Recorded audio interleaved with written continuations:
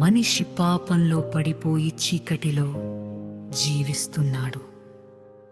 కానీ యేసు రక్తమే మన పాపాన్ని శుద్ధి చేస్తుంది, చీకటిని వెలుగులోకి మార్చి సాతాను రాజ్యము నుండి మనలను విడిపిస్తుంది. నిత్య జీవం కోసం మనలను పరలోకానికి చేరుస్తుంది.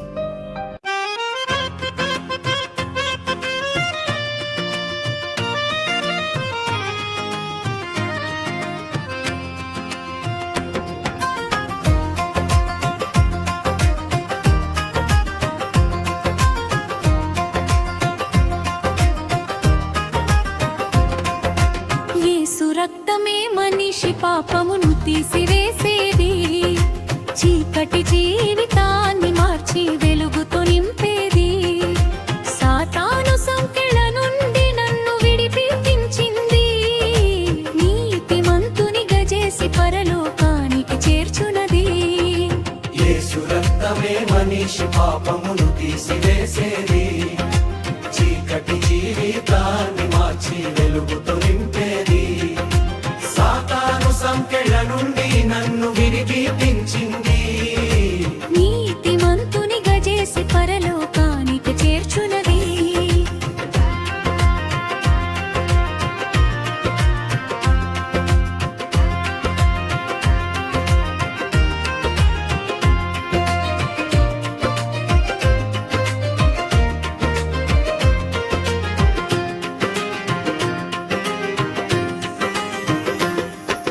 సిగ్గుతో పాప భారమును నే మోయుచుండగా, దాగిన పాపములన్నీ సిలువలో కాలుతుండగా, వేలాడుతున్న క్రీస్తుని కృపణను వెంబడించగా, కలుషితమంతా కడిగి నన్ను శుద్ధునిగా చేసింది. యేసు రక్తమే మనిషి పాపమును తీసివేసేది, చీకటి జీవితాన్ని మార్చి వెలుగుతో నింపేది. సాతాను సంకెళ్ళ నుండి నన్ను విడిపించింది, నీతిమంతునిగా చేసి పరలోకానికి చేర్చునది.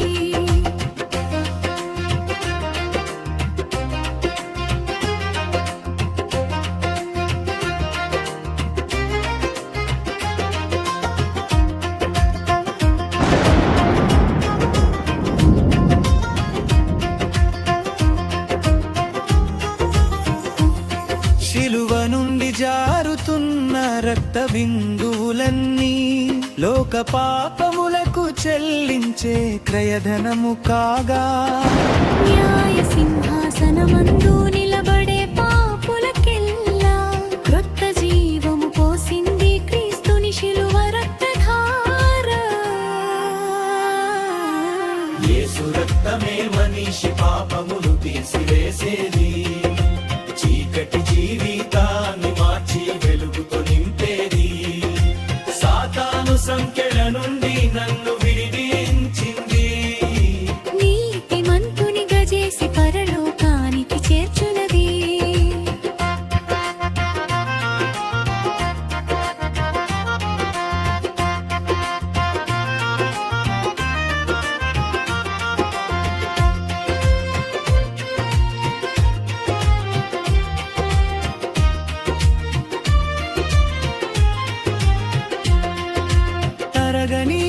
చెరగని పాపాలన్నీ పవిత్రమైపోతాయి. తండ్రి సహవాసానికి దూరమైంది మానవాళి. క్రీస్తుని రక్తమే తండ్రితో సమాధాన పరచింది, దూరమైన దేవుని ప్రేమను తిరిగి ఇచ్చింది.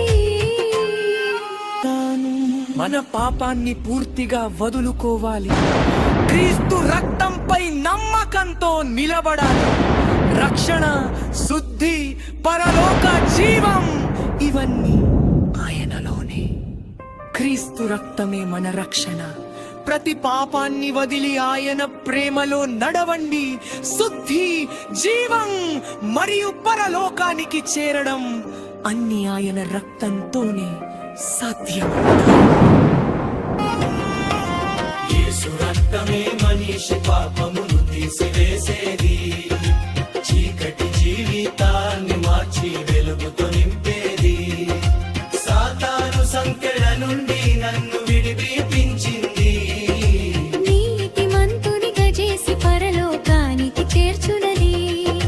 క్రీస్తుని రక్తము ద్వారానే పరలోకం పోగలను.